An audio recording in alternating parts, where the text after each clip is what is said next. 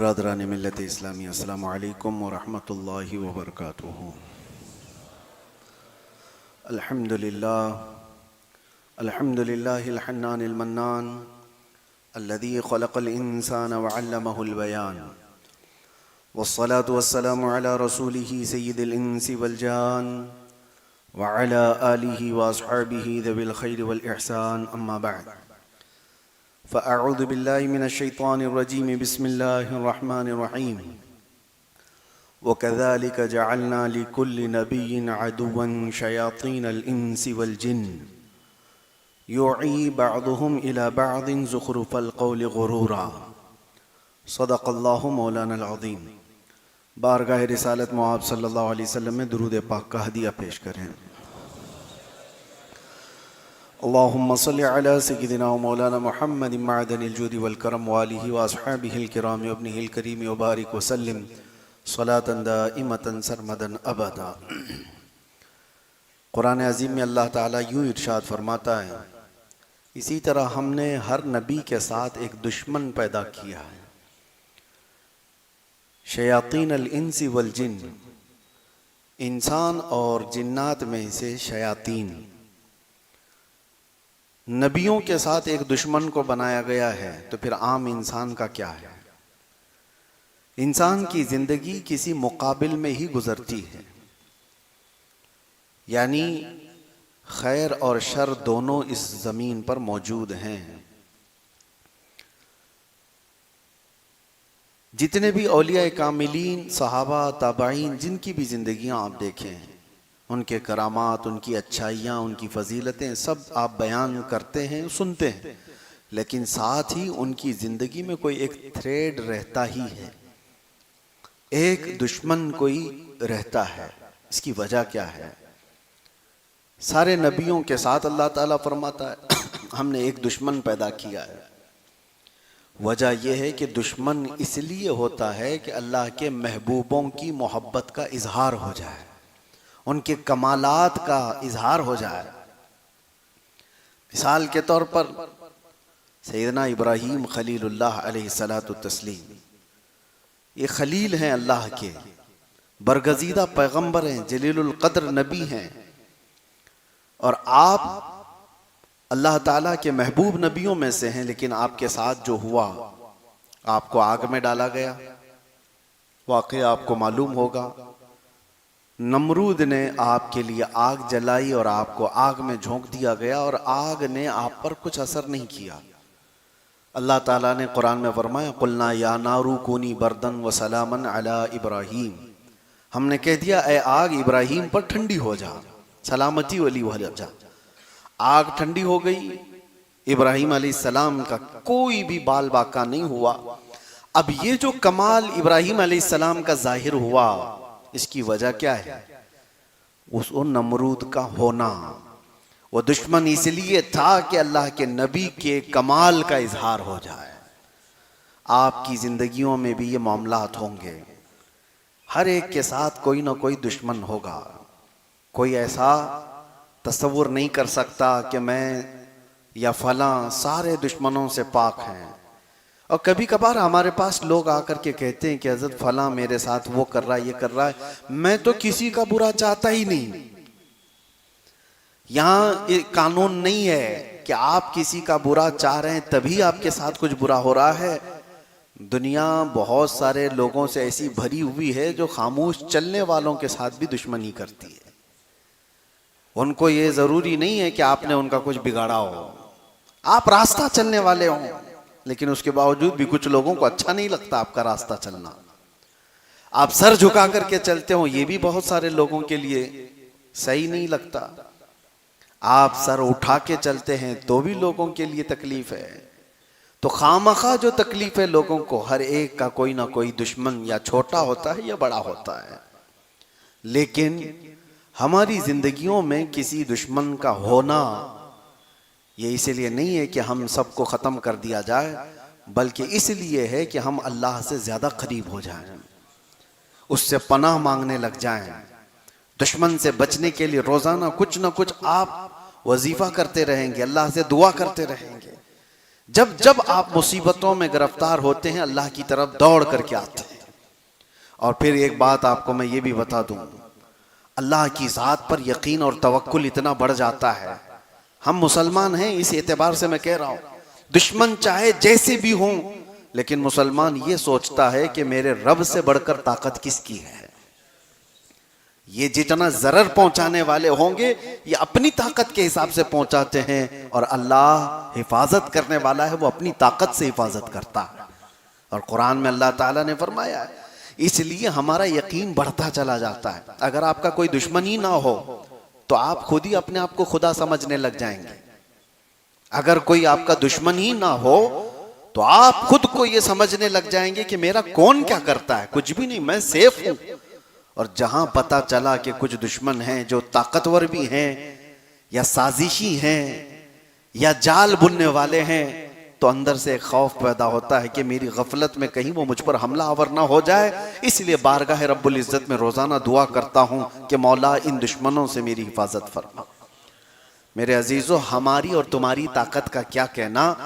सैयदुल अंबिया रसूल अकरम सल्लल्लाहु तआला अलैहि वसल्लम, अल्लाह ताला के वो महबूब नबी, अगर वो हुक्म दे तो आपके साथ सोने और चांदी के पहाड़ चला करेंगे, हुजूर ने खुद फरमाया। लेकिन उसके बावजूद मेरे आका सल्लल्लाहु तआला अलैहि वसल्लम दुश्मनों के शर से बचने की दुआ करते थे, दुश्मनों के शर से बचने की दुआ करते थे। और बारहा ऐसा देखा भी गया कि दुश्मनों का वार मेरे आका पर हुआ है कि नहीं हुआ। अबू जहल की वजह से, अच्छा यहां पर यह भी मैं बता दूं, अबू जहल क्यों पैदा हुआ, क्यों आ गया हुजूर के मुकाबिल में, क्यों इतनी अजियतें दिया। मेरे अजीजों, अल्लाह ताला का कोई काम हिकमत से खाली नहीं होता, कोई काम हिकमत से खाली नहीं होता। फ़िअलुल हकीम ला यखलु अनिल हिकमा। अबू जहल के होने की वजह से रसूल पाक सल्लल्लाहु तआला अलैहि वसल्लम के कई मौजज़ात का इजहार हुआ है। कंकरियों ने कलमा पढ़ा, हुजूर का ये कमाल देखा दुनिया ने। या अबू जहल इस तरह का दुश्मन होने की वजह से उसने इनकार किया और मेरे आका ने इजहार करके दिखाया। उसने कहा कि ये नबी नहीं है, इनका अगर कुछ है तो जमीन पर चल रहा होगा जादू, आसमान पर चला करके दिखाएं कुछ। हुजूर ने इशारा किया और चांद दो टुकड़े हो गया। उसका इनकार करना था, मेरे आका ने इजहार करके दिखाया। दुश्मनों का कभी कभार होना आपके कमालात के इजहार का सबब बनता है। हाँ, इसीलिए इकबाल ये कहता है, तुम दिए बादे मुखालिफ से न घबरा है औकाब, ये आती है तुझे ऊंचा उड़ाने के लिए। उर्दू के हार्ड लफ्ज होंगे, आपको मैं बताता हूं। कहना ये चाहते हैं इकबाल, तुम दिए बादे मुखालिफ से न घबरा है औकाब। औकाब ईगल को कहते हैं, परिंदा, बहुत ऊंचा उड़ता है ये ऊंचा उड़ता है, लेकिन कभी कभार नीचे आ जाता है। और तुंदिए बादे मुखालिफ का मतलब होता है उल्टा चलने वाली हवा। कभी मुखालिफ सिमत से हवा तेज चलने लग जाए तो उकाब को मुश्किल हो जाता है कि अगर हवा उधर से आ रही है और ये उड़ इधर से रहा है। तो इकबाल ये कहते हैं, ऐसी मुखालिफ सिमत से आने वाली हवा से मत घबराए उकाब। उकाब क्या करता है उस वक्त, हवा अगर तेजी से मुखालिफ सिमत से आए तो हवा का मुकाबला करने के लिए उसमें घुस नहीं जाता, बल्कि ऊपर जाता है जहां से हवा नहीं आ रही हो। यानी मुखालिफ सिमत से हवा ना आ रही हो, इतना ऊंचे ऊपर चला जाता है ताकि ये मुखालिफ सिमत से आने वाली हवा से मेरा टक्कर ना हो। तो इकबाल ये कहता है, मुखालिफ सिमत से आने वाली तेज हवाओं से न घबरा ए औकाब, ए उम्मत मोहम्मदिया, ये आती है तुझे ऊंचा उड़ाने के लिए। तुम इनसे ऊपर चले जाओ, तुम्हें तुम्हारी हैसियत बताने के लिए दुश्मन आते हैं। अजीज़ा ने गिराम वक़ार, आज के हालात भी हमें इस बात की तरफ ला रहे हैं कि हमने देखा है बहुत सारी जगहों पर, बद्र के मैदान में सहाबा इकराम रिज़वानुल्लाहि ताला अलैहिम मजमाइन ने जो जोहर पेश किए, वो कम से कम 10-12 साल पहले मक्का वाले तसव्वुर भी नहीं कर सकते थे, सोच भी नहीं सकते थे। जिस वक्त रसूल पाक सल्लल्लाहु ताला अलैहि वसल्लम ने हिजरत फरमाई, मक्का से मदीने जा रहे थे, 13 साल तक मक्का में कुफार और मुशरिकीन ने क्या नहीं जुल्म उठाए, सहाबा को पकड़ा है, अंगारे पर सुलाया है, अंगारों पर सुलाया है, सूली पर चढ़ा करके मुसला किया है, आंख कान नाक काट करके सहाबा के साथ बहुत तकलीफें जी। उस वक्त तो पूरे मुशरिकीन ये समझते थे कि ये कमजोर लोग हैं, ज़ईफ लोग हैं जो मोहम्मद के साथ चल रहे हैं, कभी भी इनका खात्मा होगा। और जिस वक्त हुजूर हिजरत करके चले गए तब तो इनकी ताकत और भी बढ़ गई कि हमने तो इनको वतन छोड़ने पे मजबूर कर दिया। इनका गांव छूटा, घर छूटा, रिश्तेदार छूटे, माल व असबाब जायदाद सब छूट गया, कुछ नहीं है इनके पास। इतनी दुश्मनी किया इन्होंने।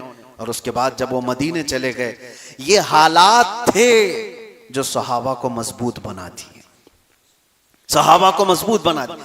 आज हम सब ये जो ढीले ढाले हैं उसकी वजह ही ये है कि हमारा मुकाबला किसी से नहीं है। जिस जगह पर किसी से मुकाबला नहीं होता वो ढीली कौम है, उसे किसी भी चीज से अपने मुकाबले की ताकत का अंदाजा नहीं होता। मेरे अजीजों, सुना है शेर को भी अगर कुत्तों के साथ पाला जाए तो फिर वो शिकार करना छोड़ देता है, उसे उसकी हैसियत मालूम नहीं रह जाती, याद नहीं रह जाता, बरसों अगर रहा तो। सहाबा इकराम वहां मक्का से मदीने चले गए। मुशरिकीन अभी भी ये सोचते थे कि जिस तरह हम इनको मक्का में कभी भी पकड़ के मारते थे, एक साहबी हैं जिनको 16 साल तक कैद में रखा था इन्होंने, जंजीरों से बांध करके, वो जुल्म ढाए थे। तो ये सोचते थे कि इस तरह से हम कभी भी इनके ऊपर कुछ कर देंगे। लेकिन एक मर्तबा आए मदीने पर चढ़ाई करने के लिए 1000 से ज्यादा लोग, और बद्र के मैदान में जो सहाबा ने जोहर दिखाए, इनके पूरे के पूरे परखचे उड़ा दिए। जितने गुरु घंटाल थे सब के सब मैदान बद्र में कत्ल हो गए। अबू जहल, उतबा, शैबा, जितने बड़े बड़े थे शैतान, सब कत्ल हो गए। बद्र के उस वादी में वो मुशरिकीन कहते हैं कि हमें तो ये अंदाजा ही नहीं था कि इतने ताकतवर हो चुके ये लोग, इतना मुकाबला करने की इनके अंदर हिम्मत आ गई। बल्कि वो ये भी कहते हैं कि बसा औकात हम देख रहे थे उनके पास तो लकड़ी के हाले थे, तलवारें भी नहीं थी, लकड़ियों से लड़ रहे थे सहाबा रसूलुल्लाह के। और मुशरिकीन मक्का कहते हैं कभी कभार ये गर्दन के करीब तलवार लाते थे, अभी हमला भी नहीं होता था, किसी की गर्दन कट गई होती थी, वैसे ही खत्म हो गए होते थे। ये सहाबा इकराम रिदवानुल्लाह ताला अलैहि मजमाइन की मदद भी थी और उनका यकीन था, उनका जो मुस्तहकम अमल था। उसकी वजह क्या है? मुशरिकीन ने ये दुश्मनी ऐसी की कि सहाबा को इतनी बुलंदी पर पहुंचाया यकीन के साथ कि वो सहाबा मैदान में उतरे तो अल्लाह के भरोसे उतरे थे। मेरे अजीजों, ये हालात सबकी जिंदगियों में होंगे। दुश्मन जो होता है वो तुम्हें मजबूत करने के लिए होता है। एक बुजुर्ग ने फरमाया था, बुजुर्ग बैठे हुए थे और अचानक वो दुआ करने लगे कि अल्लाह ये दुश्मनों को सलामत रखे, ये भी नियामत है। तो सब लोगों ने कहा कि हुजूर दुश्मनों की हिलाकत की दुआ की जाती है, आप कह रहे हैं वो सलामत रहे? कहते हाँ, इसलिए कि वो होते हैं तो हमारा ईमान मजबूत होता है, वो हमारे ईमान को मजबूत करते हैं। और हत्ता के उस बुजुर्ग ने फरमाया अगर ये ना हो तो हमें शहादत का दर्जा कहाँ से मिले, गाजी का दर्जा कहाँ से मिले? इनके साथ मुकाबला हो तो ही ये सब मामलात हैं, कोई हो ही ना तो फिर कहाँ से हमें ये सब नियामतें मिलेंगी? बहरहाल उनका अपना कॉन्सेप्ट, उनका अपना तस्वुर। लेकिन हमारे लिए जिंदगियों में मेरे अजीजों, हर एक के साथ अल्लाह ताला ने एक शैतान पैदा किया है, हर एक के साथ एक शैतान है। नबियों के साथ जब कहा गया तो शैतान तुम्हारे साथ भी है, हमारे साथ भी है। अब शैतान की 2 किस्में बयान की गई हैं कुरान में, एक इंसानों में से और एक जिन्नात में से। और आपने सूरह नास में पढ़ा होगा, आखिरी आयतें जो है अल्लज़ी युवस्विसु फी सुदूरिन नास मिनल जिन्नति वन्नास, उस शैतान से अल्लाह की पनाह जो लोगों के सीनों में, दिलों में वसवसे पैदा करता है, वो कौन है? मिनल जिन्नति वन्नास, जिन्नात में से और इंसानों में से। और इसी तरह भी मैंने जो आयत पढ़ी, अल्लाह फरमाता है वकदालिका जअलना लिकुल्लि नबिय्यिन अदुव्वन शयातीनल इंसी वल जिन्न, हमने हर नबी के साथ एक दुश्मन पैदा किया, इंसानों में से और जिन्नात में से एक शैतान। तो शैतान दोनों में भी है, इंसानों में से भी होगा, जिन्नात में से भी होगा। बहुत सारे लोग ये तस्वुर करके बैठे रहते हैं शैतान का मतलब दो बड़े सींग वाला होगा, बकरे की मुंडी वाला होगा, लंबे बालों वाला होगा। शैतान की ऐसी कोई शक्ल नहीं। शैतान तुम्हारे करीबी दोस्त की शक्ल में भी आएगा, जो तुम्हारे आसपास हैं, इनमें से कोई शैतान हो, अच्छी शक्लों में भी होगा, और जिन्नात में से जो शैतान है वो गायब होगा। लेकिन ये दोनों हमारी जिंदगी पर बहुत असर करते हैं, बहुत बुरी तरह से असर करते हैं। ये मुसलसल खैर के रास्ते से हमें भटकाने की कोशिश करते हैं। ये नमाजें हैं तुम्हारी, ये दुआएं हैं और बुजुर्गों की सोहबतें हैं जो इन शैतानों से तुम्हें बचा रखी है। वरना इनसे मुकाबला करते करते आदमी कितने तो गुमराह हो गए, भटक गए। कौन है जो तुम्हें अचानक बैठे बैठे बुरी ख्वाहिशात ला करके उस मैदान में ले चला जाता है? वो शैतान है जो तुम्हारे साथ लगा हुआ है। तुम अच्छे भले थे, मस्जिद में बैठे हुए थे, उठ करके गए, फिर खुराफात दिमाग में आई, चलना है फलां जगह पर गुनाहों के अड्डे पर। कौन लेकर के गया तुम्हें? दो, या तो एक गायब लेकर के जा रहा होगा, या तो एक कोई हाजिर होगा। हाजिर होगा तो तुम्हारा दोस्त होगा, गायब होगा तो जिन होगा। ये दोनों में से कोई एक तुम्हें लेकर के जा रहा है और तुम भटक गए, बहक गए। मेरे अजीजों, इनसे मुकाबला करने के ही लिए इस दुनिया में हमें भेजा गया। और अल्लाह ताला कुरान पाक में यूं फरमाता है, इहबितू फइन्न लकुम मा सअलतुम। नहीं, पहले पारे की आयत है। अल्लाह तबारक व तआला यूं इरशाद फरमाता है, आदम अलैहिस्सलाम और हज़रत हव्वा को जब जन्नत से उतारा गया था, अल्लाह ताला फरमाता है, वलकुम फिल अर्दि मुस्तक़र्रुन व मताउन इला हीन। तुम्हारे लिए एक मुकर्ररा मुद्दत तक यहाँ पर हम भेज रहे हैं दुनिया में, और हर एक को एक का दुश्मन बना करके भेज रहे हैं। यानी शैतान को इंसान का दुश्मन बना करके भेजा गया है। इससे मुकाबला करते रहो और वापस तुम्हें हमारे पास आना है और हम तुम्हारे अमाल का सवाल करेंगे। यहाँ हमें जो भेजा गया है, मुसलसल हर दिन हम लड़ाई में मौजूद हैं, हर दिन हम लड़ाई में हैं। अपने जहन में मौजूद ख्यालात से लड़ रहे हैं, अपने आसपास के हालात से लड़ रहे हैं। और अगर ये दुश्मन ना होता तो आप अल्लाह की जात पर यकीन कैसे करते? उसकी बारगाह में झुकने की और दौड़ करके आने की आपके अंदर जो तमन्ना है वो कहाँ रह जाती? इसीलिए मैंने शुरू में ही कहा, अगर दुश्मन ना हो तो आदमी ढीला पड़ जाता है और उसे किसी चीज की हाजत ही नहीं रहती, जरूरत ही नहीं होती। मैंने एक दानिश्वर से पढ़ा था, जापान वाले लोग, ये तवज्जो से सुनिए, मछली खाने के बड़े शौकीन, और वैसे भी उस तरह के ये जो लोग हैं चाइनीज टाइप के, इनके यहाँ मछली का रिवाज ज्यादा है। लेकिन जापानी लोगों का उनकी एक आदत ये थी कि वो ताजी मछली खाते थे। तो होता ये कि समंदर से मछलियां पकड़ करके लाने तक वो बासी हो जाती, मर गई होती, क्योंकि 2-2 दिन 3-3 दिन के बाद मछुआरे आते थे बड़ी मछलियां लेकर। तो अब उसके लिए इन लोगों ने एक दूसरा तरीका इख्तियार किया कि नहीं, ताज़ा मछली खानी है तो एक बहुत बड़े टैंकर जहाज के समंदरों में भेजे गए। उसमें पानी रहता था, मछलियां समंदर से पकड़ी जाती थी और पानी में डाल दी जाती थी। और पानी में डालने के बाद वो पानी में तैरती रहती थी तो जिंदा रहती, और जब साहिल पर आते तो अभी मछलियां जिंदा ही रहती थी, मरी हुई बासी नहीं होती थी। तो ये चंद दिन तक चला, लेकिन ये भी फेल हो गया। क्यों?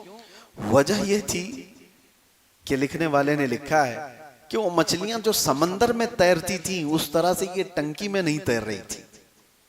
यानी छोटी जगह थी, पानी अलग था, तो वो भी सुस्त हो जाती थी, काहिल हो जाती थी। जिंदा तो रहती थी लेकिन काहिल रहती थी, सुस्त। और यहाँ आने तक सुस्त मछलियां होती थी। तो जापानी लोगों ने ये कहा कि सुस्त मछलियां खाने से हमारी तबीयत में भी सुस्ती ज्यादा ना आ जाए, हमें एक्टिव चाहिए, हरकत वाली। जानते हैं, उसके बाद उन्होंने एक तीसरा तरीका इख्तियार किया। कहा कि बहुत बड़े टैंकर को तो ले जाया जाता है मछलियां पकड़ने के लिए, अब ये हरकत में नहीं रहती, 1 दिन 2 दिन के बाद ये ढीली पड़ जाती है। तो ऐसा किया गया, एक शार्क मछली को भी पकड़ा गया छोटी, और उसको इसमें डाला गया। और छोटी मछलियां जो है उसी से तो भागती है समंदर में कि ये अपना लुकमा बना लेती है। तो ये शार्क मछली उनको दौड़ाती रहती, जितने खा ली, और जितने बच गए वो साहिल पर आने तक बिल्कुल एक्टिव हरकत वाली मछलियां होती थी, उनको लेकर के जापानी लोग खाया करते थे। तो उस दानिश्वर ने कहा ये वाकया लिख करके कि ये शार्क मछली इसलिए छोड़ी गई थी कि इनको एक्टिव रखा जाए, हरकत में रखा जाए, और ये दौड़ती रहती और जिंदा भी रहती, दौड़ती भी रहती। वो दानिश्वर कहता है इसीलिए हर एक की जिंदगी में एक शार्क का होना जरूरी है, ताकि वो उसे दौड़ाता रहे और वो भाग करके अल्लाह की बारगाह में आता रहे। हम सब की जिंदगियों में एक दुश्मन होता है, और उस दुश्मन के होते ही हम लोगों के अंदर अल्लाह ताला की तरफ दौड़ने का ख्याल आता है, रब ताला की पनाह मांगने का बार बार ये एहसास होता है। आप खुद अपनी जिंदगियों में महसूस करते होंगे, हम जिसके पास भी जाते हैं, किसी से मुलाकात किया, किसी के घर में गया, सबसे पहले वो दुआ की दरख्वास्त करते हैं। क्यों मियाँ, आप खुद भी तो दुआ करते हैं, हमें दुआ की दरख्वास्त क्यों करते हैं? और फिर अगर तफसील से कहेंगे तो यही कहेंगे कि हजरत फला फला मामलात में बहुत घिर गया हूँ, लोगों की नज़र बहुत है, आप दुआ करें, अल्लाह बुरी नज़र से बचाए। ये कॉमन दुआ है, सबके लिए है। यानी सबको एहसास है कि कुछ लोगों की बुरी नज़र है। बुरी नज़र का ये तुम्हारे अंदर जो एहसास आया, यही एहसास तुम्हें अल्लाह की बारगाह में पनाह मांगने पर ले आता है, अल्लाह के करीब हो जाते हो। और इसी वजह से अल्लाह ताला ने भी तुम्हें मायूस नहीं किया। कुरान में अल्लाह फरमाता है फला तख्शौहुम वख्शौनी, उनसे मत डरो, मुझसे डरते रहो। लेकिन है कि अल्लाह के पास तो आओ, दुश्मन तो हैं तुम्हारे, लेकिन डरो मत। अल्लाह फरमाता है मेरे दरबार में आओ। और अल्लाह ने 2 सूरतें उतारी, कुल अऊज़ु बिरब्बिल फलक और कुल अऊज़ु बिरब्बिन नास। मेरे आका सल्लल्लाहु तआला अलैहि वसल्लम पर जादू किया गया था, पता है आपको? हुजूर अकरम सल्लल्लाहु तआला अलैहि वसल्लम पर जादू किया गया था, ऐसा सख्त जादू कि हुजूर का जिस्म बुखार से पूरा जर्द हो गया था। और फिर वो पता भी किया गया कि कहाँ जादू करके क्या किया गया है। आपका पुतला बनाकर उसमें सुइयां या फिर बाल वगैरह लगा करके जिस तरह से भी जादू किया गया, हुजूर सैयदुल मुरसलीन सल्लल्लाहु अलैहि वसल्लम पर यह असर किया गया। उसके अलावा खैबर के मौके पर जहर दिया गया था, गोश्त में जहर रख करके। हुजूर पाक सल्लल्लाहु तआला अलैहि वसल्लम पर जब ये इस तरह के हमले हुए थे तो अल्लाह ताला ने मुअव्वज़तैन को उतारा। मुअव्वज़तैन किसको कहते हैं? कुल औज़ु बिरब्बिल फलक और कुल औज़ु बिरब्बिन नास। कहा गया जो इसको पढ़ ले अल्लाह दिन भर उसको जादू सहर से महफूज रखेगा। तुम्हारे पास ये हथियार हैं, तुम्हारे पास ये आलाजात हैं। बहुत सारी जगहों पर मैंने देखा, इससे कबल भी मैंने कहा है, आजकल ये आम हो गया है। कुछ शैतान हैं रुए ज़मीन पर जो इन्हीं कामों में मसरूफ़ हैं, एक दूसरे पर हमला करने, जादू सहर सिफली टोटके, ये सारी चीज़ों पर दूसरों की ज़िंदगियों को ख़राब करने में। और आज का सबसे बड़ा हमला जो हो रहा है वो हमारी बच्चियों पर है, लड़कियों पर है। कितने तो ऐसे दुकान खोले हुए बैठे हैं जो मोहब्बत का तावीज़ करते हैं, किसी लड़की को अपने काबू में करने के आमाल करके दिए जाते हैं, ये शैतानी आमाल के ज़रिए से, और लड़कियों पर गलत तरीके से असर करके कितने ऐसे हैं, मैंने खुद में देखा है। अच्छे अच्छे घरों की बच्चियों पर ये अमल करके उन्हें अपने कंट्रोल में कर दिया जाता है और उसके बाद उनको ले जाया जाता है। और कुछ तो वो है जो शादी कर ली और कुछ तो वो है जो उनको कोठे में बेचती है। बच्चियां महफूज नहीं रह जाती। इसीलिए मैं अपनी लड़कियों को, अपनी बेटियों को, सबको अपने घरों में भी ये तलकीन करता हूँ, ताकीद करता हूँ कि रोजाना सुबह उठते ही 7 बार कुल औज़ु बिरब्बिल फलक और 7 बार कुल औज़ु बिरब्बिन नास पढ़कर अपने ऊपर दम कर लिया करें। अल्लाह तबारक व तआला मुअव्वज़तैन की बरकतों से ये शयातीन के हमलों से महफूज रखेगा। और हुजूर अकरम सल्लल्लाहु अलैहि वसल्लम की सही हदीस है बुखारी शरीफ की कि हुजूर ने अपने मदीने की जो खजूर है, अजवा खजूर मशहूर है, सारे हाजी जब जाते हैं तो अजवा खजूर लेकर आते हैं। बुखारी शरीफ की हदीस है, मेरे आका सल्लल्लाहु अलैहि वसल्लम ने फरमाया कि जिसने सुबह 7 दाने अजवा खजूर के खा लिए उसे पूरे दिन जहर भी असर नहीं करेगा, जादू भी असर नहीं करेगा, सहर भी असर नहीं करेगा।